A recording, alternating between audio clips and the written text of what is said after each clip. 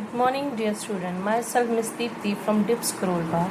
In today's lecture, we are going to continue revision of History Chapter 7, The Revolt of 1857. Today, we are going to revise the causes of revolt. First of all is the political causes of revolt. Number one is the expansion policies of British create distrust among the Indian rulers.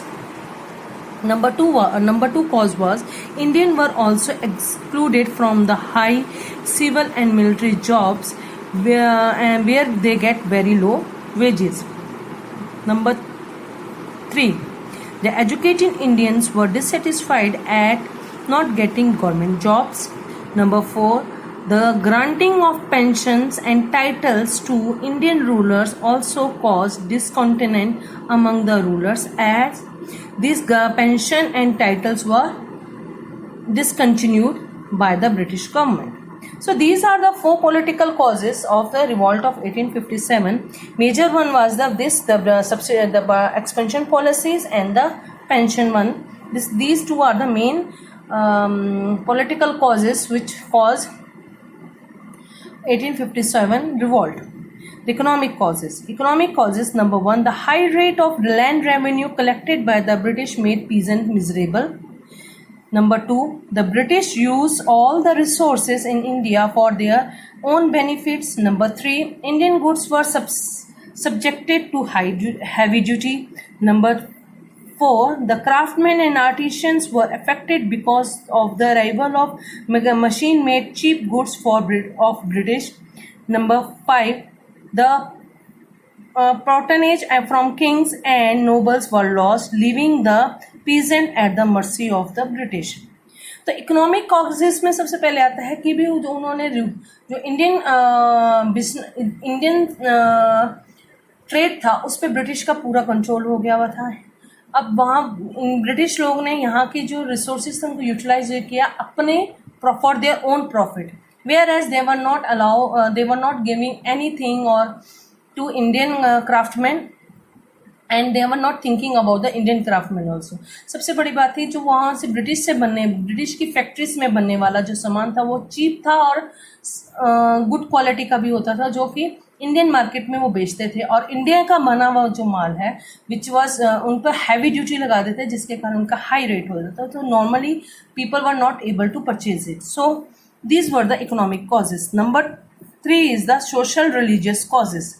So इसमें सबसे पहले आएगा Christian missionaries का काम आएगा. The Christian missionaries try to convert the people to Christians, and जिससे क्या हुआ कि लोग ब्रिटिश गवर्नमेंट के अगेंस्ट हो गए. Number 2, land owned by temples were also taxed. Number 3, widow remarriage, abolition of sati and encouraging women education. These measures made Hindus feel insecure. Number 4, the prisons. In prisons, people belonging to all castes were made to sit together in the same cell, which was also below to the religious sentiments of the people. Number 5, the racial discrimination policies of the British were in denying the high-ranking jobs to Indian, and the ill treatment faced by Indians at the hotels and public places gave a final blow to the social and religious life of the Indians.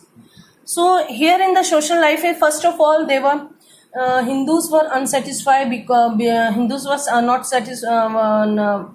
were against, क्योंकि ये जो पता है widow remarriage in our society that time widow remarriage was not allowed, women education was not allowed. For government has made this made it compulsory कि भी window remarriage भी कर सकती है. सती प्रथा को बंद करवाया गया उन्होंने. इससे हिंदू के सेंटिमेंट्स को काफ़ी इफेक्ट पड़ा. उसके बाद में जो उनकी डिस्क्रिमिनेशन की प्रॉब्लम थी, रेसिस्ट डिस्क्रिमिनेशन थी, सफ़ेद गोरा रंग और काले रंग को लेकर जो था, जिसके कारण इंडियंस को पब्लिक प्लेसेस पे जैसे कि होटल्स पे किसी घूमने की जगह पर वहाँ पर डिस्क्रिमिनेट किया जाता, उनके साथ में भेदभाव किया जाता, जिसके कारण सोसाइटी में ब्रिटिश को लेकर काफ़ी प्रॉब्लम आनी शुरू हो गई. इसके बाद में एक और चीज़ आती है क्रिश्चियन मिशनरीज। क्रिश्चियन मिशनरीज कौन होते हैं? क्रिश्चियन मिशनरीज वो लोग होते हैं जो क्रिश्चियन धर्म को आगे बढ़ाने का काम करते हैं, जिसमें फादर्स वगैरह होते हैं। ये क्रिश्चियन मिशनरीज ने कई लोगों को धर्म परिवर्तन करा के क्रिश्चियन बनाने लग पड़े थे। इससे लोगों में ये भ्रम फैल गया था कि ये जो ब्रिटिश गवर्नमेंट है सारे हिंदुओं को ख़त्म करके यहाँ पर क्रिश्चियन लोगों को बसाना चाहते हैं। तो this make the social life effect and social people from general life also come against the British government. The third one is the military. Fourth one is the military cause of revolt, the most important cause. First of all, in the army also Indians were restricted to the post of subedar and sepoy and were never considered for a high post. High post नहीं दी जाती थी उनको. Indians were considered inferior by the British and were paid less than the British officials. Number 3, the soldiers were asked to serve overseas by the General Service Enlistment Act in 1856, but due to the religious sentiments, the Hindus objected to going overseas. Number 4, the soldiers were given overseas allowances or bhatta to support the British during the war time, but it was later discontinued. So these are the four military causes. First of all is the discrimination. ये था कि भी Indian army है उसमें जो high officials जितने भी हैं वो सारे ब्रिटिश होते थे और इंडियन सोल्जर्स जो होते थे वो सिपाही रहते थे या फिर हवलदार तक या सूबेदार तक की पोस्ट तक भेजा जाता.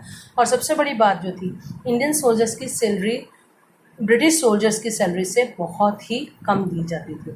और उसके बाद में एक और हुआ था 1856 में उन्होंने जनरल सर्विस एनैक्टमेंट एक्ट पास किया था जिसमें ये कहा गया था कि इंडियन सोल्जर्स को ब्रिटिश के लिए लड़ाई करने के लिए समुद्र पार करके दूसरे देशों में भी जाना पड़ेगा. ये हमारे हिंदू सेंटिमेंट्स के बिल्कुल अगेंस्ट था. उसके बाद में एक इन्होंने जो ये भी अगेंस्ट हो गया. उसके बाद में एक और उन्होंने किया कि जो इंडियन सोल्जर्स ब्रिटिश आर्मी के लिए बाहर जाके लड़े थे उनको भत्ता दिया जाता था, अलाउंसेस दिया जाता था, वो भी डिसकंटिन्यू कर दिया गया था, जिसके कारण सोल्जर्स ब्रिटिश गवर्नमेंट के अगेंस्ट हो गए थे. अब सबसे इम्पोर्टेंट आता था immediate cause of revolt. Revolt का इमीडिएट बिल्कुल ट्रिगर पॉइंट कौन सा बना कि भी किससे रिवॉल्ट स्टार्ट हुआ. रिवॉल्ट का ट्रिगर पॉइंट बना ये द इनफील्ड राइफल. ये एक राइफल था जो इंट्रोड्यूस किया गया था ब्रिटिश गवर्नमेंट ने 1856 में ब्रिटिश आर्मी में. ठीक है.